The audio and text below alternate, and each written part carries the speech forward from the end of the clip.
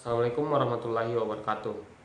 Perkenalkan, nama saya Nur Fadli Ramadana dengan NIM 9021214084. Jadi di sini saya akan membahas tiga pembahasan, yaitu yang pertama adalah komunikasi, terus yang kedua adalah komunikasi promosional, dan yang terakhir adalah TI dalam bisnis. Jadi langsung saja kita kepada pembahasan pertama. Komunikasi adalah proses penyampaian pesan dari pengirim kepada penerima untuk mencapai pemahaman atau respon tertentu. Terus ada unsur-unsur komunikasi. Yang pertama adalah komunikator. Jadi komunikator ini adalah pengirim pesan. Terus pesan sendiri adalah informasi yang disampaikan. Media adalah sarana penyampaian pesan. Komunikasi yaitu penerima pesan, dan feedback adalah tanggapan penerima. Terus ada fungsi komunikasi. Di sini ada beberapa. Yang pertama adalah menyampaikan informasi, terus melakukan sosialisasi nilai dan budaya, memberikan motivasi, dan menjadi sarana ekspresi perasaan. Terus selanjutnya adalah jenis komunikasi. Nah, jenis komunikasi ini adalah ada beberapa, ada tiga, yaitu yang pertama adalah verbal. Komunikasi verbal ialah komunikasi yang menggunakan kata-kata, bisa lisan atau tulisan. Terus nonverbal. Jadi nonverbal ini menggunakan bahasa tubuh dan ekspresi. Terus yang terakhir adalah visual. Visual yaitu menggunakan gambar atau simbol. Jadi adapun beberapa hambatan komunikasi, yaitu adalah yang pertama adalah pembedaan bahasa atau makna kata, gangguan teknis atau media, faktor psikologis, bisa emosi atau prasangka, perbedaan budaya, dan kondisi lingkungan yang mengganggu. Jadi kesimpulannya adalah proses pertukaran informasi yang melibatkan pengirim, pesan, media, dan penerima. Komunikasi yang efektif membantu penyampaian informasi, membangun hubungan, dan mengurangi kesalahpahaman.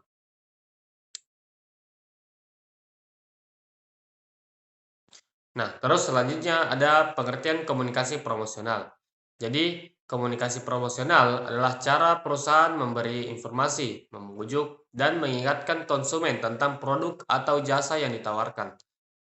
Tujuan promosi, adapun tujuan promosi yaitu yang pertama adalah informasi, jadi mengenalkan produk atau jasa.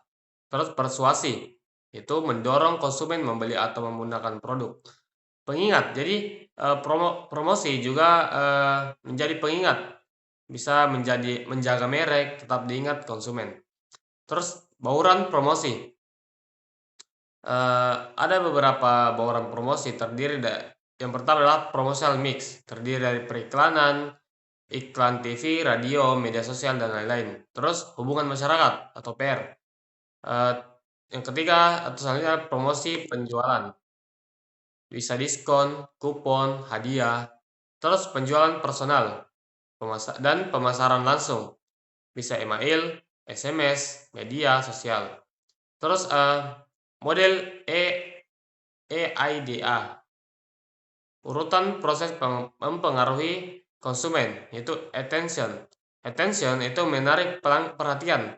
Interest yaitu menumbuhkan ketertarikan.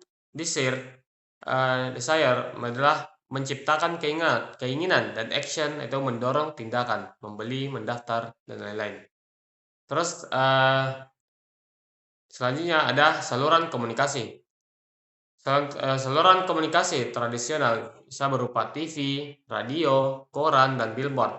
Terus digital yaitu media sosial, email, marketing, website, influencer, SEO, SEM, dan lain-lain. Banyak lagi teman-teman. Terus yang selanjutnya adalah tren era digital. Personalisasi pesan, omnichannel, integrasi berbagai saluran, konten otentik, pemanfaatan AI, dan otomatisasi, perhatian terhadap privasi data, menggunakan micro-influencer. Pembahasan kita yang ketiga yaitu definisi TI dalam bisnis, yaitu seluruh perangkat keras, lunak, jaringan, dan sistem data yang menyimpan, mengolah, serta menyebarkan informasi guna mendukung operasional perusahaan. Nah, saluran komunikasi dan penggunaannya. Jadi, yang pertama ada email. Email memiliki 95% penggunaan. Terus pesan instan 82%, konferensi video 78%, dan internet 60%. Jadi perkembangan era, jadi dari era 1990 email sampai 2000, tahun 2000 web atau ERP. Terus dilanjut 2010 adalah seluler atau awan. Dan terakhir adalah 2020 AI atau kerja hibrida. Jadi 2020 ini AI sudah muncul teman-teman. Terus dampak. Jadi 85% perusahaan percepat digitalisasi. Produktivitasnya naik 3 kali lebih cepat. Hemat biaya hingga 60%. Terus keamanan dan etika. Keamanan sudah enkripsi data, autentikasi ganda, cadangan rutin. Etika, jadi juga menjaga privasi atau data, bahasanya sopan, hormat, menghormati hak cipta, transparansi pemakaian AI. Terus tren utama, jadi AI atau asisten cerdas, ringkasan otomatis, komunikasi awan, akses fleksibel, kolaborasi terpadu, satu platform untuk semua kebutuhan. Jadi tantangan dan solusi. Jadi tantangannya adalah penolakan perubahan, kesenjangan digital, kelebihan informasi, dan biaya tinggi. Jadi adapun solusinya yaitu perlahan pelatihan rutin, batasi jumlah aplikasi, manajemen perubahan bertahap. Jadi kesimpulannya adalah TI merupakan tulang punggung komunikasi bisnis modern. Penerapan strategis membuat komunikasi lebih cepat, kolaborasi efektif, dan daya saingnya kuat. Jadi itu saja yang bisa saya sampaikan.